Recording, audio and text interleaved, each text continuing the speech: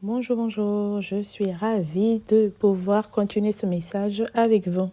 Alors, dans la suite de notre message, on a lu l'autre jour la Genèse, on était dans la Genèse, le chapitre 1. On s'est arrêté au verset 5, donc au premier jour. Aujourd'hui, on continue notre lecture dans la Genèse, pareil au chapitre 1, à partir du verset 6. Il est écrit, Dieu dit qu'il y ait une étendue entre les eaux et qu'elle sépare les eaux d'avec les eaux. Et Dieu fit l'étendue, et il sépara les eaux qui sont au-dessous de l'étendue avec les eaux qui sont au-dessus de l'étendue. Cela fut ainsi. Dieu appela l'étendue ciel. Ainsi il y eut un soir et il y eut un matin. Ce fut le second jour. Dans ce verset,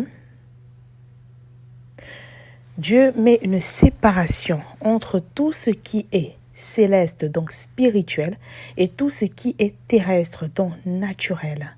Dieu nous montre par ce verset que nos vies sont constituées de deux aspects, l'aspect spirituel et l'aspect naturel.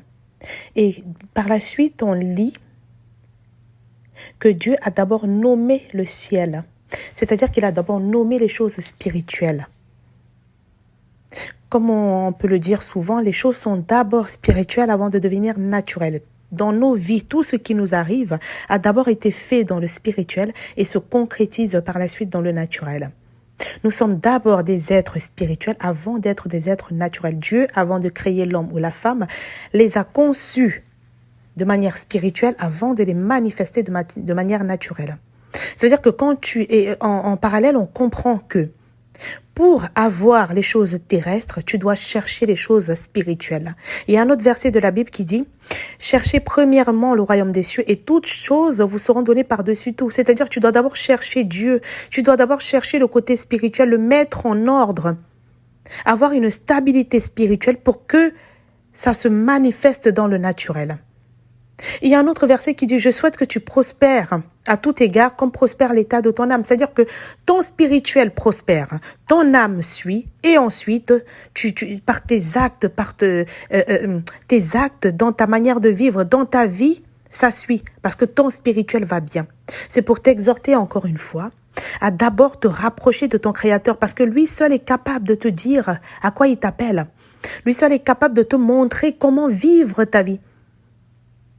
On pourrait aussi dire dans un langage plus simple, la communion avec le Saint-Esprit. C'est primordial, c'est important pour réussir sa vie. Dieu dit, et ce fut le second jour. C'est-à-dire qu'il y a un premier jour où tout est en désordre, où tu n'as aucune connaissance, tu n'as pas connaissance de Dieu, tu es dans un tohu-bohu. Le deuxième jour, c'est où tu prends conscience. Le Seigneur, il envoie sa lumière, il te dit, apprends à me connaître. Il envoie sa lumière, tu le rencontres, tu travailles avec lui. Et à ce moment-là, il met une séparation. Il arrange le côté spirituel avant de le manifester par la suite dans le naturel.